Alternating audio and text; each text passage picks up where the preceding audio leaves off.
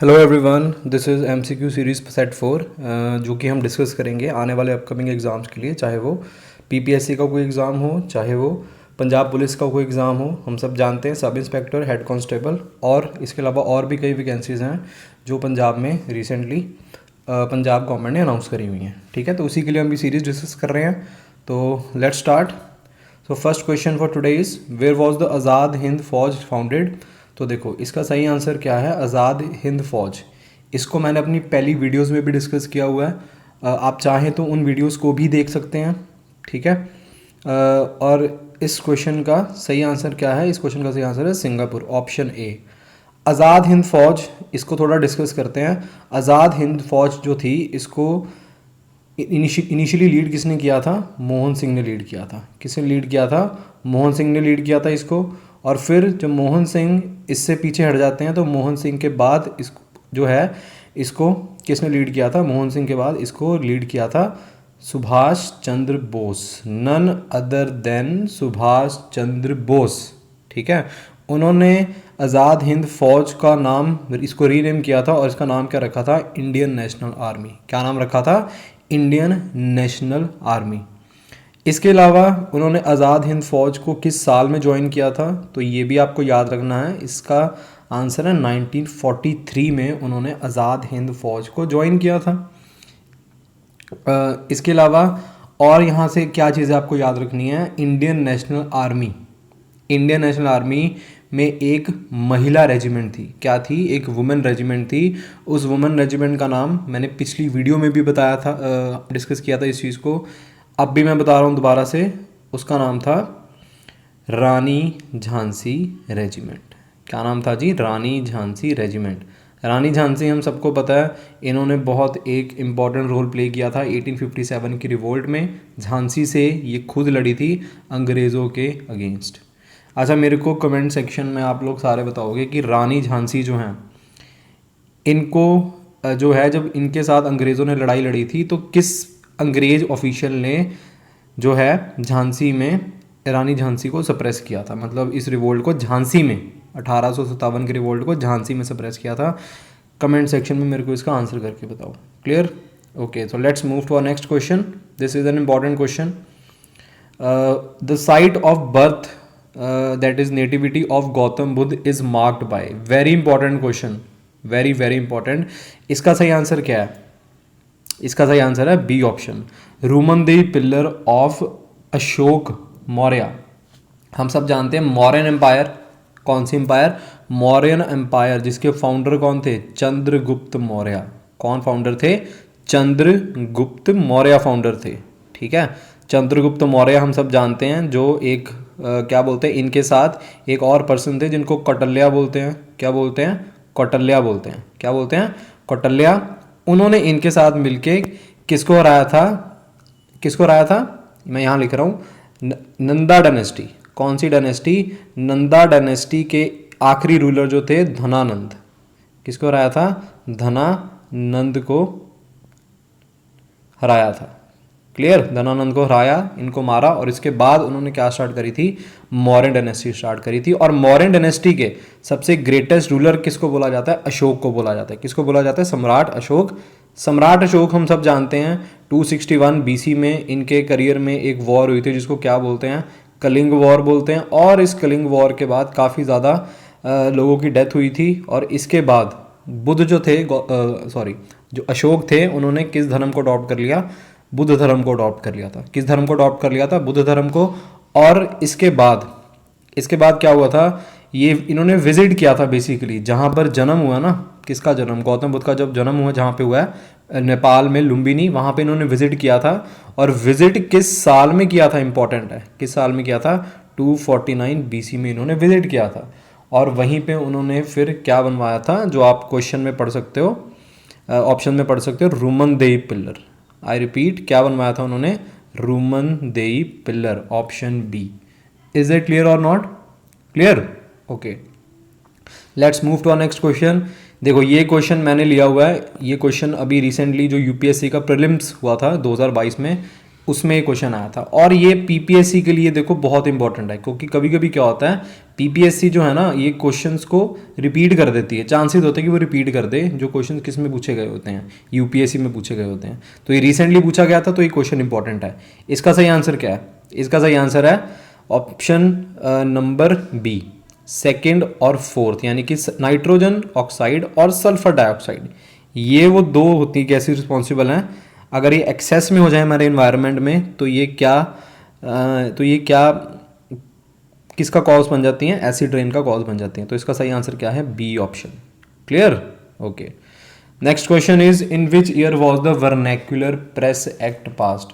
अब देखो, अब थोड़ा सा ना आप लोग नोट करोगे चीज़ों को। ये क्वेश्चन में मैं और भी कई चीज़ें डिस्कस करने वाला हूँ, तो सारी चीज़ें मैं एक के साथ एक के बाद एक आपको मतलब इस क्वेश्चन में डिस्कस करूँगा। वर्नैक्युलर प्रेस एक्ट जो है कब पास हुआ था? कब पास हुआ था? तो देखो, अगर मैं इस क्वेश्चन का आंसर देखूँ ना, तो इस क्वेश्चन का आंसर क्या है? 1878। किसके टाइम पे पास हुआ था? किसके टाइम पे? Any guesses? वाइसरॉय कौन था? आई मीन टू से, तो वाइसरॉय थे लॉर्ड लिटन। वाइसरॉय कौन थे? लॉर्ड लिटन वाइसरॉय थे। ठीक है। अब आप थोड़ा ध्यान से सुनो, आपसे ये भी पूछ सकते हैं कि इसको रीपील कब किया गया था, यानी कि इसको ख़त्म कब किया गया था, इसको वापस कब लिया गया था। तो देखो, अब देखो इंग्लिश अल्फ़ाबेट में पहले क्या आएगा? अगर आप ए से स्टार्ट हो जाओ तो पहले एल आएगा, ABCDEFGHIJKL, फिर MNOPQR। एल पहले आ रहा है, आर बाद में आ रहा है। तो भाई एक्ट पहले आएगा ना, फिर ही बाद में उसको क्या किया जाएगा? हटाया जाएगा। क्या किया जाएगा? हटाया जाएगा। तो आया किसके टाइम पे था? लॉर्ड लिटन के टाइम पे। और ये हटाया किसके टाइम पे गया था? लॉर्ड रिपन के टाइम पे। किसके टाइम पे? लॉर्ड रिपन, RIPPON, इनके टाइम पे ये पर्टिकुलर एक्ट विड्रॉ कर लिया गया था। क्लियर? तो पास कब हुआ था? 1878 में, और इसको हटाया कब गया था? 1881 में। क्लियर और नॉट? ओके। इसके अलावा देखो, आपने कुछ और एक्ट्स भी, और भी कुछ चीज़ें हैं जो कि प्रेस से रिलेटेड आपने याद रखनी है आने वाले एग्जाम्स के लिए, बहुत इंपॉर्टेंट है। आपको सीरियल ऑर्डर में कुछ एक्ट्स दे सकते हैं और पूछ सकते हैं कि इनको सीरियल ऑर्डर में अरेंज करो। ठीक है। जैसे देखो, सबसे पहली बारी इंडिया में जो न्यूज़पेपर स्टार्ट हुआ था उसको क्या बोलते हैं? बंगाल गजट बोलते हैं। क्या बोलते हैं? इसको नोट करिए जाना आपने। ठीक है। जो भी मैं आपको पॉइंट्स बता रहा हूँ आपने सारे नोट करने हैं, बहुत इंपॉर्टेंट पॉइंट्स हैं ये। पहला न्यूज़पेपर कौन सा था? बंगाल गजट। कौन से साल में शुरू किया गया था? ये 1780 में शुरू किया गया था। कब शुरू किया गया था? 1780। नोट करते जाओ बच्चे इसे। इसके बाद बंगाल गजट आया 1780 में। किसके द्वारा लाया गया था? तो ये किसके द्वारा लाया गया था? नाम ज़रूर याद रखना आपने, जेम्स ऑगस्टस हिकी। क्या था? जेम्स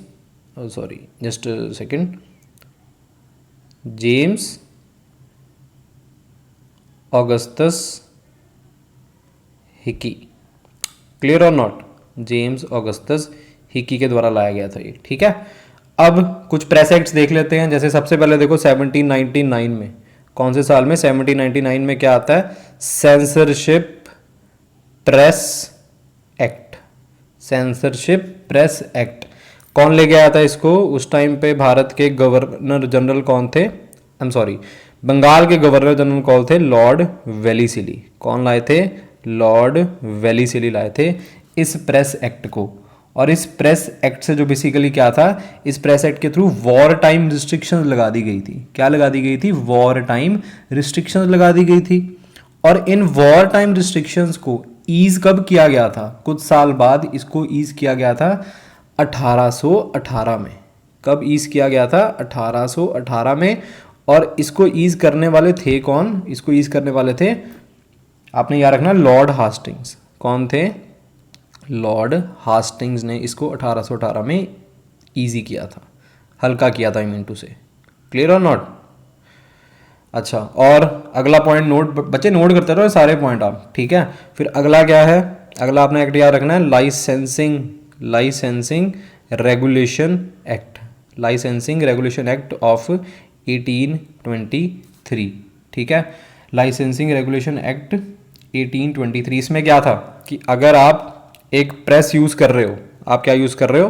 प्रेस यानी कि अखबार या जर्नल्स वगैरह छापने के लिए प्रेस यूज़ कर रहे हो बिना लाइसेंस के, विदाउट एनी लाइसेंस अगर आप क्या कर रहे हो, उसे यूज़ कर रहे हो, तो इसको क्या माना जाएगा, एक क्रिमिनल ऑफेंस माना जाएगा। क्या माना जाएगा, क्रिमिनल ऑफेंस। इसके बाद देखो क्या होता है, अगला चीज़ जो आपने याद रखनी है, एक क्वेश्चन आता होता है एग्जाम में कि लाइसेंसिंग रेगुलेशन एक्ट ऑफ 1823 के अकॉर्डिंग किस न्यूज़पेपर को बैन किया गया था, किस न्यूज़पेपर को बैन किया गया था। तो इसका आंसर क्या है, इसका आंसर क्या है, इसका आंसर आपने याद रखना है मिरात उल अखबार। कौन सी अखबार, मिरात उल अखबार। ठीक है, मिरात उल अखबार जो है ये किसने लिखी थी, बताओ भाई किसने लिखी थी मिरात उल अखबार, ये लिखी थी राजा राम मोहन रॉय, राजा राम मोहन रॉय। कमेंट सेक्शन में मेरे को आंसर करके बताना एक बार कि राजा राम मोहन रॉय को राजा का टाइटल किस मुगल बादशाह ने दिया था। ठीक है, इसके बाद नोट करते जाओ, थोड़ा लंबा जरूर हो गया क्वेश्चन, बट हम एक बहुत इंपॉर्टेंट क्वेश्चन और कॉन्सेप्ट जो है डिस्कस कर रहे हैं यहाँ पे। इसके बाद आगे क्या आ रहा है यहाँ पे, 1835 में क्या आता है, प्रेस एक्ट आता है। 1835 में प्रेस एक्ट आता है, और ये किसके टाइम पे आता है, किसके टाइम पे आता है, मेट कैफे के टाइम पे। किसके टाइम पे आता है, मेट कैफे के टाइम पे। और अगर एग्जाम में क्वेश्चन आ जाए कि who is called as a liberator, who is called as the liberator of press in India, तो liberator of press in India किसको बोला जाता है, मेट कैफे को बोला जाता है। किसको बोला जाता है, मेट कैफे को। इसके बाद आगे क्या आता है, 1857 में आता है, रिमेंबर लाइसेंसिंग एक्ट आता है। क्या आता है, लाइसेंसिंग एक्ट। अब देखो 1857 में क्या हुआ था, 1857 में हुआ था 1857 का रिवोल्ट। तो उस रिवोल्ट ने मजबूर किया अंग्रेजों को कि वो क्या लेके आए, लाइसेंसिंग एक्ट लेके आए। ठीक है, अच्छा इसके बाद एक आपने याद रखना है, लास्ट है रजिस्ट्रेशन एक्ट। कौन सा act, registration act of 1867, registration act of 1867। ठीक है, अब इसमें क्या था, इस एक्ट के अकॉर्डिंग क्या था, याद रखना आपने पॉइंट क्या था कि जो भी पब्लिशर है, मतलब जो भी आप अखबार प्रिंट कर रहे हो उस पर पब्लिशर का नाम प्रिंट होना चाहिए। किसका नाम प्रिंट होना चाहिए, पब्लिशर का नाम, यानी कि जो उसे पब्लिश कर रहा है उसका नाम प्रिंट होना चाहिए। और इसके अलावा जहाँ पे वो प्लेस ऑफ पब्लिकेशन, जहाँ पे वो पब्लिश हो रहा है, वो उसका भी न्यूज़पेपर पे क्या करना है, मेंशन करना है। क्लियर और नॉट, क्लियर और नॉट। अच्छा, अब आपने क्या करना है बच्चों, एक बार वीडियो को थोड़ा रिवाइंड करना है 2-3 मिनट, और दोबारा से इस कॉन्सेप्ट को सुनना है, और एक बार खुद से लिख के देखना है। ठीक है, मैं गारंटी देता हूँ आपको ज़िंदगी में चीज़ भूलेगी नहीं कभी। क्लियर है, ओके। अच्छा, अगले क्वेश्चन पे जाते हैं। अगला क्वेश्चन क्या कह रहा है, who was famous as the Gandhi of Africa. तो गांधी ऑफ अफ्रीका के नाम से कौन फेमस है, तो ये सिंपल क्वेश्चन है, इसका आंसर है नेल्सन मंडेला। कौन फेमस है, नेल्सन मंडेला। 18 जुलाई को हम क्या सेलिब्रेट करते हैं, 18 जुलाई को हम लोग सेलिब्रेट करते हैं international Nelson Mandela day. Clear और नॉट। और यही थे साउथ अफ्रीका के फर्स्ट अश्वेत, यानी कि जो फर्स्ट ब्लैक प्रेसिडेंट थे साउथ अफ्रीका के, वो कौन थे, नेल्सन मंडेला थे। इसके अलावा एक और चीज़ जो आपने याद रखनी है, एक और चीज़ जो आप लोगों ने याद रखनी है, चलो याद रखनी है मेरे हिसाब से ना, आप मेरे को कमेंट सेक्शन में इसका आंसर ही दो कि फ्रंटियर गांधी किसको बोलते हैं, फ्रंटियर गांधी किसको बोला जाता है, फ्रंटियर गांधी किसको बोलते हैं, ये आपने मेरे को कमेंट सेक्शन में बताना है। ठीक है, okay, let's move to our next question. Who composed Ain Akbari. Ain Akbari किसने कंपोज किया था। अच्छा, इससे पहले मैं अगला क्वेश्चन आपको ये क्वेश्चन डिस्कस करूं, एक चीज़ है, ये जो मैंने वीडियो डाली है ना, इसकी जो PDF है आपको मेरे टेलीग्राम चैनल पे मिल जाएगी।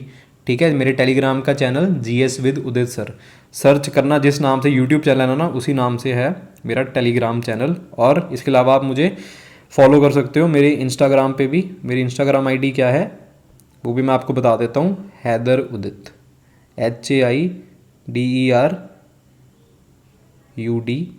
ये मेरी इंस्टाग्राम ID है, इस पर आप मेरे को फॉलो कर सकते हो। Clear, okay. So next question, इसका आंसर क्या है, इसका आंसर आयन अकबरी किसने कंपोज करी थी, तो आयन अकबरी कंपोज करी थी अब्बुल फैजल ने। इसके अलावा देखो यहाँ पे आप देख रहे हो, मैंने एक और आपको एक फ़ोटो दी हुई है, यहाँ पे जितनी बुक्स हैं और उनके ऑथर हैं, सबके नाम आप लोगों को याद रखने हैं। ठीक है, सारे के सारे आपने याद रखने हैं इंपॉर्टेंट एग्जाम के लिए। इसके अलावा और ऑप्शंस को अगर हम देखें, बीरबल जो है, अकबर ने एक रिलीजन स्टार्ट किया था। कौन सा रिलीजन स्टार्ट किया था अकबर ने, दीन इलाही। कौन सा रिलीजन स्टार्ट किया था? दीन ए इलाही। और इस दीन ए इलाही को मानने वाले एक हिंदू पर्सन थे, वो कौन थे? हिंदू पर्सन कौन थे? बीरबल थे। कौन थे? बीरबल। और बीरबल का असली नाम क्या है? बीरबल का असली नाम क्या है ये भी आपने याद रखना है। बीरबल का असली नाम है महेश दास। क्या नाम है बच्चों? महेश दास बीरबल का असली नाम है। और ये अकबर के 9 नवरत्नों में से एक थे। अकबर के 9 जो नवरत्न थे ना, उसमें से एक कौन थे? महेश दास थे, जिनको और क्या बोलते हैं? बीरबल।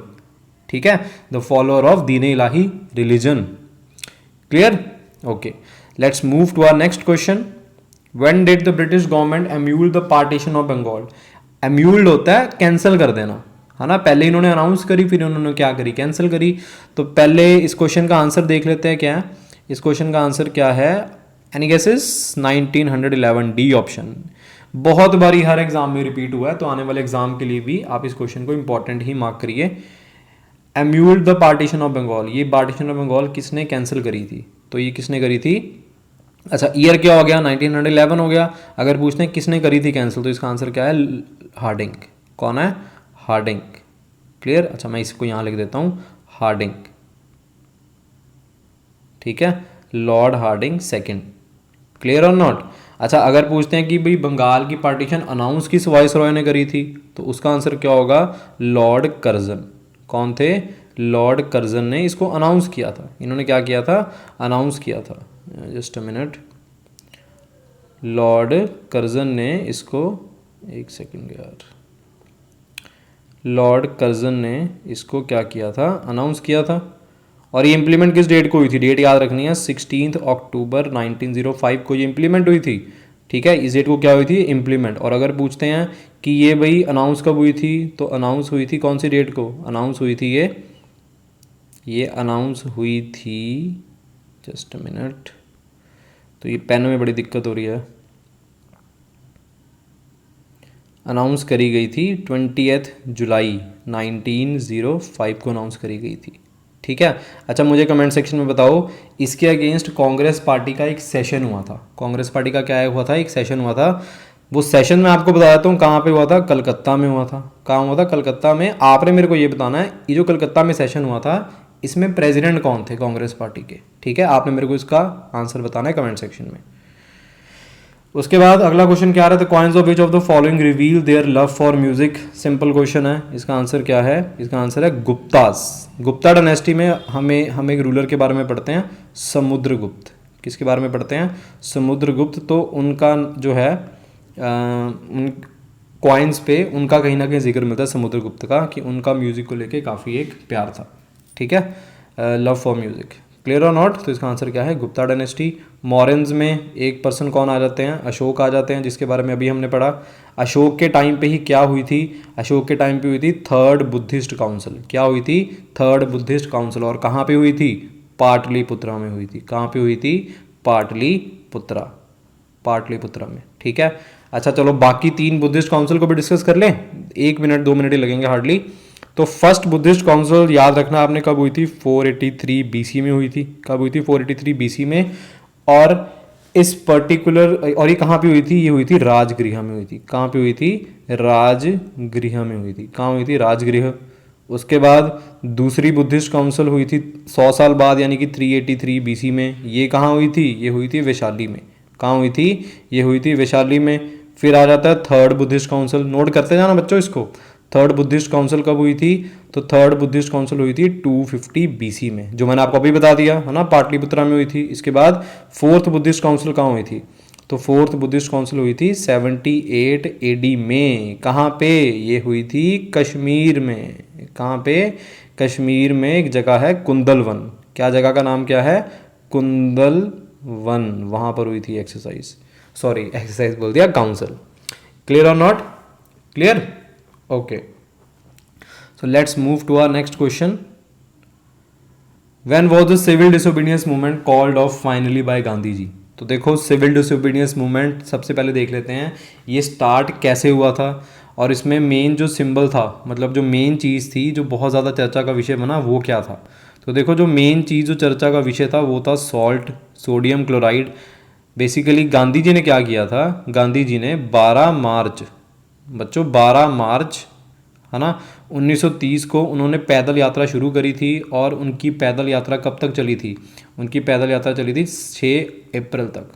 कहाँ तक, कब तक? 6 अप्रैल तक चली थी साल 1930, यानी कि 24 दिन चली थी। ठीक है। और इसी वॉक में, मतलब सॉरी, इसी डांडी, इसको क्या बोलते हैं? अच्छा, इसको डांडी मार्च बोलते हैं। क्या बोलते हैं इसको? डांडी मार्च बोलते हैं। बेसिकली क्या था, गांधी जी अपने आश्रम से चले और डांडी पहुंचे और वहाँ पे क्या बनाया? नमक बनाया। और साल का जो नमक बनाने का एक अधिकार था कि नमक सिर्फ कौन बना सकता है? सरकार बना सकती है। उस लॉ को गांधी जी ने तोड़ा था। क्या किया था? गांधी जी ने उस लॉ को ब्रेक किया था।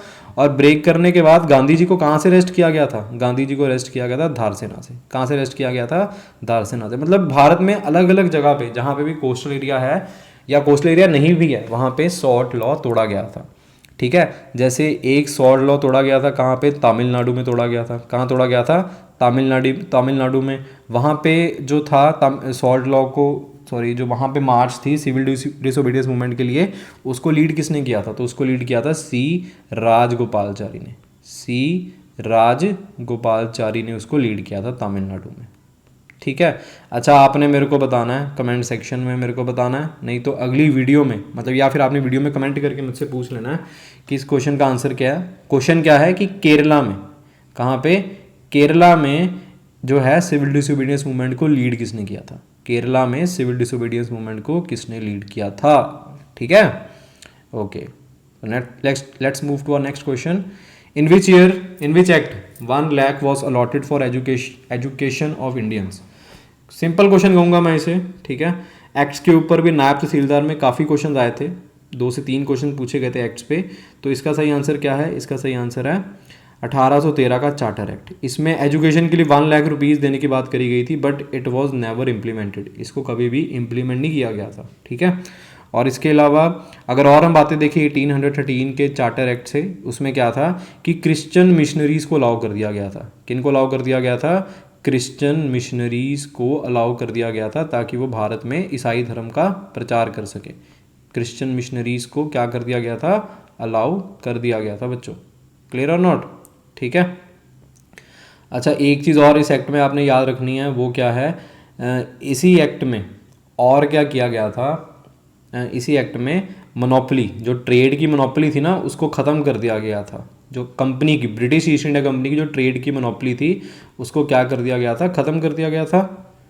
2 चीज़ों को छोड़ के। कितनी चीज़ों को छोड़ के? 2 चीज़ों को छोड़कर। वो 2 चीज़ें कौन सी थी? एक थी टी, एक क्या थी? टी, और एक थी ट्रेड विद चाइना। क्या था? Trade with China. क्लियर और नॉट? क्लियर? ओके। और देख लेते हैं 1773 का रेगुलेटिंग एक्ट। इसके अकॉर्डिंग क्या हुआ था? इसके अकॉर्डिंग क्या था? गवर्नर ऑफ बंगाल को क्या बना दिया गया था? Governor general of Bengal. और अगर आपसे पूछते हैं कि आखिरी गवर्नर ऑफ बंगाल कौन था और first governor general of Bengal कौन था, तो दोनों क्वेश्चन का एक ही आंसर रहेगा। आंसर क्या है? Warren Hastings. क्या आंसर है? Warren Hastings. क्लियर और not? Warren Hastings important point कहूँगा इसे मैं। ठीक है। इसके बाद 1833 के चार्टर एक्ट को अगर हम देखते हैं तो इसमें क्या था? तो इसमें आपने याद रखना इंपॉर्टेंट पॉइंट है एक, कि इस एक्ट में गवर्नर जनरल ऑफ बंगाल, उसको क्या बना दिया गया था? गवर्नर जनरल ऑफ इंडिया बना दिया गया था। क्या बना दिया गया था? Governor general of India. और अगर आपसे पूछते हैं last governor general of Bengal और first governor general of India, तो दोनों क्वेश्चन का आंसर एक ही है। और वो आंसर क्या होएगा? याद रखना आपने बच्चों। आंसर क्या होगा? William Bentinck. कौन होगा? William Bentinck. वॉरेन हास्टिंग कौन था? अभी मैंने बताया आपको, जस्ट अभी बताया मैंने कि वही क्या था? वो आखिरी गवर्नर ऑफ बंगाल था। और वही क्या बना? First governor general of Bengal भी वही बना था। क्लियर और नॉट? क्लियर? Okay, good. ठीक है। Let's move to our next question. Who is known as the koel of Punjab? Koel of Punjab किसको बोलते हैं? तो देखो, ये काफ़ी एक कॉमन क्वेश्चन है पंजाब एग्जाम्स के लिए। मतलब अगले जो 5 क्वेश्चन मैं डिस्कस कर रहा हूँ, ये पंजाब एग्जाम्स के लिए ही इंपॉर्टेंट है। और ये सारे जो हैं क्वेश्चंस पिछले जो पंजाब एग्जाम्स हैं उनमें कई बार रिपीट हुए हैं। ठीक है। तो फर्स्ट क्वेश्चन का आंसर क्या है? सुरिंदर कौर। क्या आंसर है? सुरिंदर कौर। दूसरा, नेम द फर्स्ट सिख जज इन यूके। फर्स्ट सिख जज कौन है? तो इसका सही आंसर क्या है? Any guesses? इसका सही आंसर है डी ऑप्शन, मोता सिंह। ठीक है। अच्छा एक ऑप्शन देखो यहाँ पे और लिखी हुई है बी, जस्टिस दलवीर भंडारी। भाई ये करंटली क्या है, तो ये करंटली देखो एक संस्था होती है यूएन की, मतलब यूएन के एक ऑर्गन होता है, उसको क्या बोलते हैं, इंटरनेशनल कोर्ट ऑफ जस्टिस। क्या बोलते हैं, इंटरनेशनल कोर्ट ऑफ जस्टिस, जिसका हेडक्वार्टर कहाँ पे है, द हेग। हेडक्वार्टर कहाँ है, द हेग। यहाँ पे क्या है, ये एक जज है। क्या है, यहाँ पे एक जज है। कुल कितने जजेस हैं यहाँ पे, 15 जजेस हैं। कितने जजेस हैं, 15 जजेस हैं। और उनमें से एक जज कौन है, दलवीर सिंह भंडारी हैं। कौन है, दलवीर सिंह भंडारी। अच्छा एक और आपको मैं यहाँ पे फैक्ट बताता हूँ। हमसे नॉर्मली ये भी पूछ लेगा एग्जामिनर कि जो जस्टिस दलवीर भंडारी हैं या फिर जो इंटरनेशनल कोर्ट ऑफ जस्टिस में जो जज होते हैं, उस जज का टेन्योर कितने साल का होता है। तो कितने साल का होता है, 9 साल का होता है। कितने साल का होता है, 9 साल का होता है। आपने ये चीज़ भी याद रखनी है। Clear, okay. Next question, rabab which among the following countries, मतलब इनमें से किस कंट्रीज का जो नेशनल क्या बोलते हैं म्यूज़िक इंस्ट्रूमेंट रबाब है। इसका सही आंसर क्या है, अफ़गानिस्तान। क्या आंसर है इसका सही आंसर, अफ़गानिस्तान। ठीक है। अच्छा मेरे को कमेंट सेक्शन में बताना रबाब जो है कौन से सिख गुरु यूज़ करते होते थे रबाब। Clear, okay. Sutlej river enters the Shivalik hills at which of the following places in Punjab. तो ये भी कई बार क्वेश्चन रिपीट हुआ है पंजाब में। इस क्वेश्चन का सही आंसर अगर मैं देखूं क्या है, ए ऑप्शन नंगल। मिठानकोट की अगर हम देखें तो मिठानकोट वो जगह है, कहाँ पे है ये, पाकिस्तान में मिलेगी आपको। ये वो जगह है जिसके बाद सिंधु नदी में, कौन सी नदी में, सिंधु नदी में कोई भी और रिवर आके नहीं मिलती, और सिंधु नदी अकेले फ्लो करती जाती है और फाइनली कहाँ गिर जाती है, जाके अरेबियन सी में गिर जाती है। कहाँ गिर जाती है जाके बच्चों, अरेबियन सी में गिर जाती है।